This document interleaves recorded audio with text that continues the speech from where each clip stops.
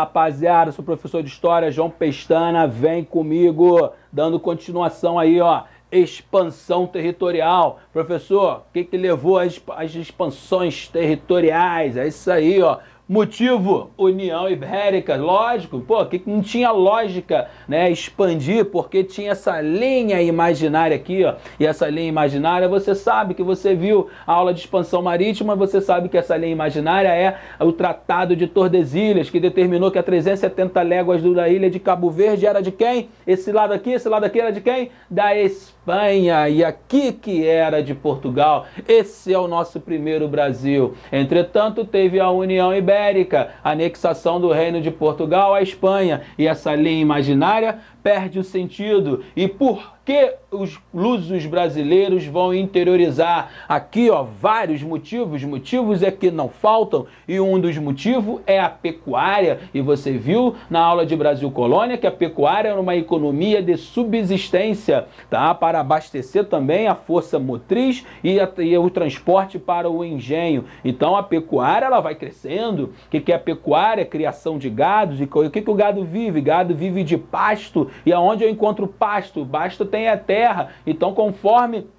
o meu gado vai crescendo, eu preciso conquistar mais terras, territórios, beleza? Isso é dois, tá? Então também tem outros, ó. As missões jesuíticas, os nossos missionários jesuítas que vieram para cá para catequizar os nossos nativos, eles começaram também a interiorizar em busca dos índios, que muitos índios estavam fugindo do litoral brasileiro por causa da presença da colonização dos holandeses. Então, muitos índios, os que não foram massacrados e escravizados, muitos fugiam para o interior. E o Brasil também, né? Tinha 5 milhões de indígenas aqui e os jesuítas queriam catequizar esses nativos, então eles precisavam interiorizar. Destaque aí para os aldeamentos desses jesuítas que eram criados, né, os chamados índios ladinos, que eles eram chamados de índios que já estavam aculturados, né, em relação à dominação portuguesa, eram os índios preferidos. Então também tinha esse processo aí dos jesuítas de não só catequizar e expandir a fé católica, mas também era uma forma de amansar esses nativos aqui para facilitar a colonização portuguesa. Então muitos desses índios, tá, foram catequizados e começaram a viver nesses aldeamentos jesuítas. Destaque para os aldeamentos jesuítas aí lá na região amazônica, porque lá os jesuítas, junto com os indígenas, vão aí participar desse comércio aqui, ó, chamada Drogas do Sertão. Isso aí, as especiarias da nossa região norte, tá? Com destaque aí para baunilha, urucum, ervas aromáticas, ervas medicinais, cravo, canela, entre outras aí, a nossa abençoada região amazônica. E também, como a gente viu, construção de fortalezas para impedir as invasões estrangeiras após a União Ibérica, beleza? Então, ó, vários motivos, tá? Tá tudo interligado, tudo começou aqui na União Ibérica. Vamos lá, vamos entender passo a passo aí, gente. Entradas, às vezes aparecem esses nomes assim, vocês ficam sem entender, vamos entender, vem comigo aqui, ó.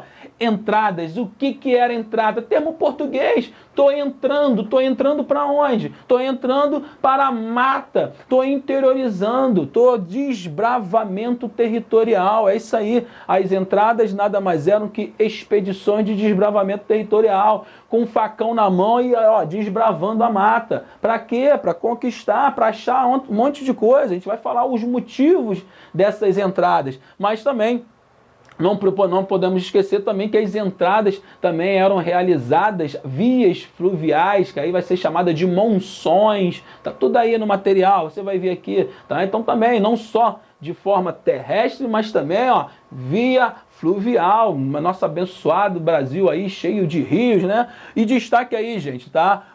As primeiras entradas, olha só que eu vou falar agora, hein? As primeiras entradas, elas eram patrocinadas pela coroa portuguesa. Qual era o objetivo? O objetivo, impedir invasões estrangeiras. E também, pô, já que vai entrar, com aquela esperança de encontrar metais preciosos. Os portugueses sempre tiveram essa esperança de encontrar ouro e prata aqui no Brasil. Por quê? Porque os espanhóis tinham encontrado prata ali na região hoje do Peru, da Bolívia. Pô, então se eles se encontraram prata ali naquela região, por que no interior do Brasil também não poderia ter prata? Então os portugueses sempre tiveram essa esperança. Apesar dessas entradas patrocinadas por Portugal, nunca foram bem-sucedidas e nunca encontraram metais preciosos. Tá aqui, ó, o nome Monções também, tá? Que são expedições vias fluviais, ou seja, são expedições territoriais, mas via fluvial, e destaque aí para essas expedições via fluviais a Bacia da Prata. Lógico, a Bacia da Prata, acesso importante para o interior da colônia. Portugal queria ter acesso ao interior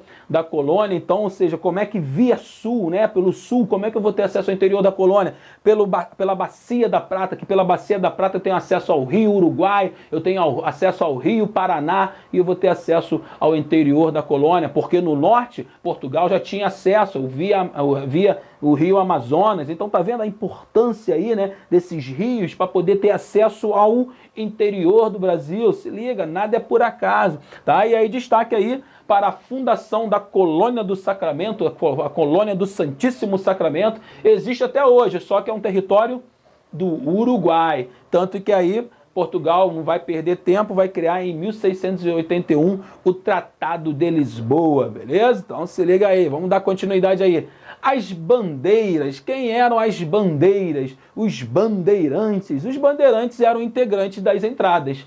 Só que o destaque mesmo, gente, tudo que vai acontecer, as consequências dessas expedições territoriais serão as entradas dos bandeirantes que vão acontecer de forma involuntária. Porque esses bandeirantes, destaque aí para a cidade de São Paulo, né? Esses bandeirantes da cidade de São Paulo, eles precisavam viver, tá? Eles não faziam parte da elite colonial, como eram os senhores de engenho. Então, ou seja, como é que eu vou viver? Desbravando, vou aproveitar agora, né, que não tem mais a limitação do Tratado de Tordesilhas, vou começar o quê? A desbravar esse nosso Brasil, né? E seja o que for, não tinha patrocínio português. Então, por livre e espontânea vontade, os nossos primeiros brasileiros, né, os nossos mamelucos aí, os nossos mestiços bandeirantes, eles vão começar a desbravar o nosso interior. E quais eram os tipos de bandeirismo que eles realizavam? O famoso apressador. Eles capturavam índios para vendê-los como escravos. Isso aí era normal naquela época. Ah, professor, mas a coroa portuguesa não impedia isso? Sim, impedia, mas não tinha como controlar, tá? E muitas das vezes eles capturavam índios, né, de tribos indígenas que eles consideravam e os portugueses consideravam hostis, tá? Mas seja o que for, era um comércio, né, que esses bandeirantes viviam. Outro destaque também para o prospector, né? O tipo de bandeirismo aí, o prospecto ou prospecção era para procura de metais preciosos, ouro e prata. E o sertanismo de contrato, que era o mais procurado também, que era para combater índios hostis, né, ou capturar escravos fugitivos. Então, muitas das vezes, esses bandeirantes prestavam serviço aos senhores de engenho para combater índios hostis, destaque aí para a confederação aí dos cariris, a gente vai ver isso lá na frente, e destaque aí também para os escravos fugitivos, o famoso Quilombo dos Palmares. Então, quando o negócio dava ruim lá para o colono, quem ia lá ajudar o colono? Porque já quem conhecia o interior do Brasil? Os bandeirantes, tá? Destaque aí para o Domingos Jorge Velho, que combateu lá na Confederação de Cariris no Nordeste e também no Quilombo dos Palmares no Nordeste, beleza? E essas expedições terão frutos, e sim, serão frutos. Inicialmente, né, vai começar no Norte, no Sul, mas seja o que for, lá no Sul, destaque aí para a pecuária, né? Principalmente a pecuária de muar. O que é a pecuária de muar? É uma pecuária aí que é bom para criar mulas, né? Para poder fazer transportes, tá? Destaque aí para o norte, como já vimos ali na região amazônica, né? Vai ter a Drogas do Sertão e o centro, que vai demorar muito, tá? Os nossos bandeirantes vão encontrar ouro na atual região de Minas Gerais. Destaque aí para o bandeirante Antônio Dias de Oliveira, que em 1698 ele vai encontrar ouro na atual região que hoje chama Ouro Preto, mas naquela época chama Vila Rica. E aí, no momento que os bandeirantes encontram ouro na região, no centro do Brasil, a história do Brasil muda completamente, porque aquilo que Portugal queria desde o descobrimento, que era ouro, os bandeirantes vão encontrar ouro. Portugal estava passando por uma crise financeira e quando Portugal descobre que tem ouro no Brasil, a história muda totalmente, porque agora o século XVIII vai ser o século da economia aurífera, beleza? A economia da mineração. É uma outra parte da história do Brasil que também vai mudar muito a nossa história. Mas destaque aí, mérito aí para os bandeirantes. E nada disso ia acontecer se não fosse pela União Ibérica. Beleza, rapaziada? Então se liga aí nas dicas aí, nos macetes aí. Tu reparou que eu fiquei batendo muito no mesma tecla porque é que tem incidência. Valeu? Então te aguardo na próxima aula. Vamos falar das mudanças que vai ter aqui antes da mineração, que são os tratados de fronteiras, aqueles vários tratados que caem em prova e deixa vocês malucos, mas vem aqui comigo que você vai aprender, beleza? Então, até a próxima e obrigado.